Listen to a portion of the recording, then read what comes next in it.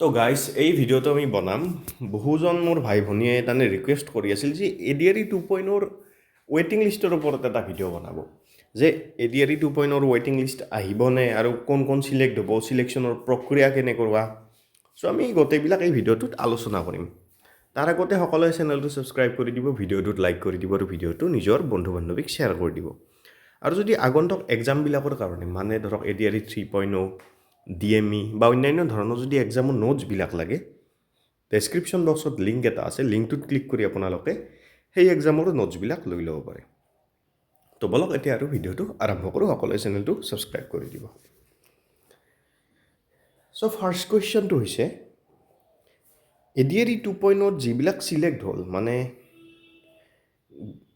grade 3 বা grade 4 যি কি নহওক আৰু তাত যিবিলাক চিলেক্ট হ'ল তেওঁলোকতো বাৰু হৈয়ে গ'ল কিন্তু ধৰক যিবিলাকে 1-2 নম্বৰৰ কাৰণে ৰৈ গ'ল মোক তেওঁলোকে সুধি আছে যে এডিআৰই 2.0 ৱেইটিং লিষ্ট আহিবনে নাই চ' বলক তো ফাৰ্ষ্ট কথা কি এতিয়ালৈ এডিআৰই 2.0 যিখন ৱেইটিং লিষ্ট আহে সেইখনৰ একো আপডেট অহা নাই মামাই বা আমাৰ ধৰক SLRC এতিয়ালৈ একো আপডেট দিয়া নাই কিন্তু লাষ্ট ইয়াৰ এতিয়ালৈ একো আপডেট দিয়া নাছিল কিন্তু শেষত তেখেতে কৈছিল মানে CM ছাৰে কৈছিল যে ৱেইটিং লিষ্ট এখন আহিব চ' এইবাৰো আমি ধৰক এইটো আশা কৰিব পাৰোঁ আশা মানে ধৰক আহিবই এইটো চিন্তা কৰিব নালাগে এডিআৰই 2.0 এখন ৱেইটিং লিষ্ট আহিব চ' এই ৱেইটিং লিষ্টখনৰ চিলেকশ্যন প্ৰক্ৰিয়া কেনেধৰণৰ বলক সেই বস্তুটো অলপ চাওঁ এইটো গ্ৰেড 4 হওক বা গ্ৰেড 3 হওক বা ড্ৰাইভাৰে হওক সকলোৰে কাৰণে প্ৰযোজ্য তাৰমানে ছেম প্ৰচেছ হয় তো মানি ল'লোঁ ধৰক গ্ৰেড 4 বা গ্ৰেড 3 কোনোবা এটা পোষ্টত 5,000 ভেকেঞ্চি আছে হা এতিয়া মানে SLRCৰ প্ৰচেছ মতে তাৰ এগেইনষ্টত কিমান চিলেক্ট হ'ল 10,000 তাৰমানে কি মানুহ চিলেক্ট হৈ গ'ল হোৱাৰ পিছত ইয়াৰ কিমান মানুহ বাদ পৰি যাব মানে ধৰক স্কিল টেষ্ট তেওঁলোকে দিব ন আৰু স্কিল টেষ্ট হওক বা ভাইভা হওক সেইখিনি দিব দিয়াৰ পিছত ইয়াৰ পৰা 5,000 মানুহ বাদ হৈ যাব আৰু সেই 5,000 ভেকেঞ্চি যি আছে তাত আল্টিমেটলি 5,000 মানুহ সোমাই যাব চিলেক্ট হৈ কিন্তু চাব আপোনালোকে ভাবে নেকি এই 5,000ৰ সকলোবিলাকে ইয়াত জইন কৰিব অবভিয়াছলি নকৰে চ' এই 5,000 ভেকেঞ্চিৰ আমি যদি ধৰক এটা ৰাফ হিচাপ এটা লওঁ প্ৰায় 4,500 মান ভেকেঞ্চিয়ে ফিল আপ হ'ব আৰু কিমান ভেকেঞ্চি খালী হৈ থাকিব 500 হয়নে নহয় টোটেল 500 ভেকেঞ্চি এতিয়াও থাকি যাব তাৰমানে হাতত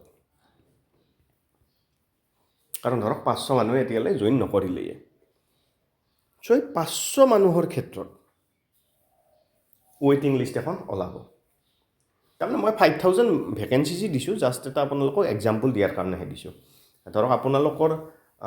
পোষ্ট ৱাইজ বা কেটেগৰী ৱাইজ বেলেগ বেলেগ পোষ্ট থাকিব পাৰে যেনেকৈ ধৰক গ্ৰেড 3 7,600 আছে বা এনেকুৱা ধৰণৰ গ্ৰেড 4 ইমান আছিল তো সেই এগেইনষ্টত হ'ব বস্তুটো তো চাওক যদি 500 পোষ্ট থাকি যায় যিসকল মানুহে তাৰমানে ফেইল পৰি গ'ল তাৰমানে স্কিল টেষ্টত ফেইল পৰি গ'ল চ' তেওঁলোক কি কমপ্লিট বাদ পৰি গ'ল আৰু মানে কি ধৰক এই 10,000 মানুহে দিছিল তাৰ 5,000 চিলেক্ট হ'ল 5,000 চিলেক্ট নহ'ল চ' এই 5,000 মানুহ যি আছে তেওঁলোকে এই ৱেইটিং লিষ্টত চিলেক্ট নহয় তেওঁলোক তাৰমানে প্ৰপাৰ ফেইল আৰু তাৰমানে মানে ধৰক স্কিল টেষ্টত হওক বা ভাইভাত হওক তেওঁলোকে যদি ফেইল পৰে ছেকেণ্ডবাৰ আৰু তেওঁলোকে ভাইভা দিব নোৱাৰে কিন্তু এই 5,500 যি পোষ্ট আমাৰ ভেকেণ্ট থাকি গ'ল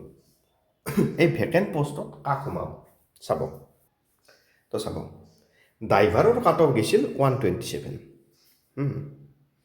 কিছুমানতো এনেকুৱাও মানুহ আছে 127.5 চৰি কিছুমানতো এনেকুৱা মানুহ আছিল যিয়ে 127 পাইছে 126.5 পাইছে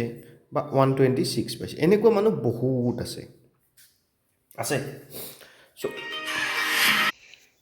চৰি মোৰ কল এটা আহি গৈছিল বাৰু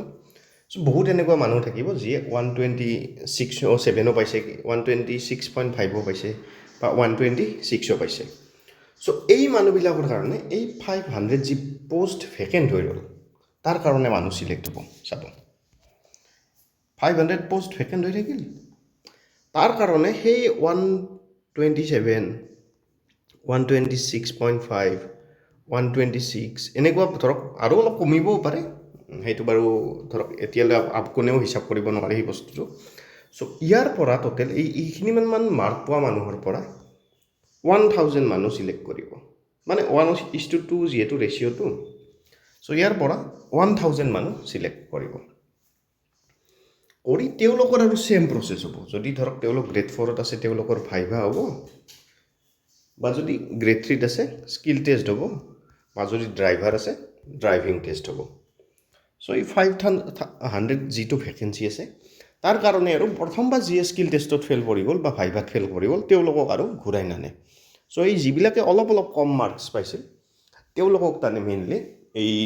500 ভেকেঞ্চিৰ কাৰণে ঘূৰাই আনিব আৰু ৰেচিঅ'টো ছেমে থাকিব যদি ধৰক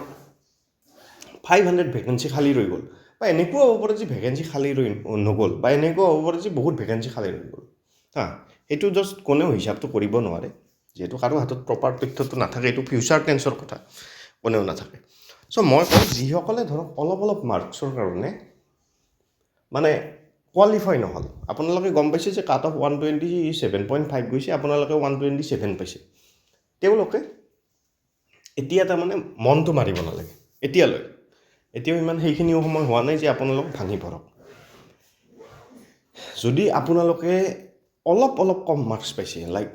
0.5 বা 1 বা 2 মানলৈ আপোনালোকে বাৰু আশা এটা কৰিব পাৰে যে আপোনালোকক নেক্সট আৰু যিটো ফেজ হ'ব ৱেইটিং লিষ্ট ওলাব